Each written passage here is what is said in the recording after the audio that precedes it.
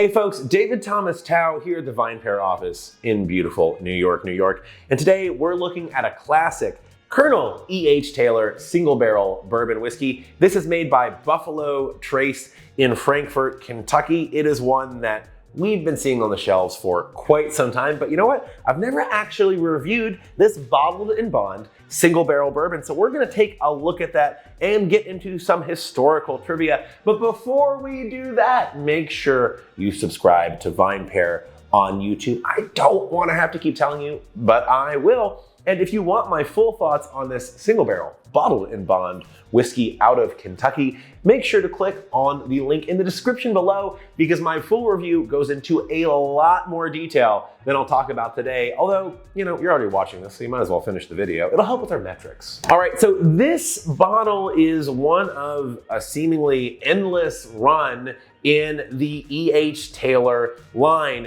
The E.H. Taylor line is best known for its small batch, which is also 100 proof, bottled in bond, non-age dated. This is non-age dated. And then there are some special, more allocated, tougher to find releases. There's the barrel proof, there's the 4 grain, they had the 18-year marriage, there was Warehouse C, all these kind of special editions. But the 3 that you'll kind of always see on shelves are small batch, single barrel, and straight rye. This is a single barrel product, so I want to mention the whiskey we're going to taste in this bottle will probably be different and will probably taste somewhat different than different bottlings from different barrels. So you kind of never know what you're going to get. Life's like a box of chocolates, Forrest Gump, etc., etc. That's one of the exciting things about reviewing single barrel products. There will be some consistencies from one to the next. That's what quality control at distilleries is for. But there will also be some unique aspects to this whiskey. So I'm really excited. Let's talk about availability. This is a pretty consistent release in the E.H. Taylor line. The MSRP is a little over 60 bucks, but I have seen this range on the shelf anywhere from the high 50s. Personally, I don't love paying more than $100 for this and never have, but it's gonna be up to you. And because the bourbon market is still so hot right now, the E.H. Taylor line will sometimes be marked up a little bit. But again, this is a pretty consistent release. They're not running out to the best of my knowledge, so you should be able to find it. Also, best thing about the E.H. Taylor line, comes in these cool tubes. Hello, you know, the tubes are cool. 100 proof, bottled in bond, single barrel, non-age stated, so we don't exactly know the age on this whiskey, but I will say this particular bottle is there's some good coloring on it, noticeably darker than you would normally get from the small batch. So not sure if it's not sure of the age, but again, there will be variation. I want to emphasize that there's gonna be variation from bottle to bottle. Oh, okay, so this particular barrel is very good on the nose. Pralines. Oh, it's like a woody butter pecan ice cream, but melted and then like aged in an oak barrel for between 4 and 8 years. Well, I get oak influence. Nose is a little younger than some E.H. Taylor single barrels I've had. It's punchy for 100 proof. Fascinating, complex nose. I'm liking it already. All right, let's try the taste. Again, single barrel product. There will be variation. The nose was punchy. The palate's a little more subdued at 100 proof.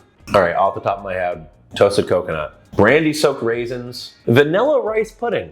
Kind of like a subtle sweetness, not too sweet. It's like the kind of dessert you eat when you're recovering from a cold. The palate is more subdued. The mouth feels a little thinner than some bottles I've had from this expression. There is oak influence. It's not quite as tannic as I was maybe hoping. Sometimes I like getting those notes of barrel char and the wood sugars. A little more subdued here, actually.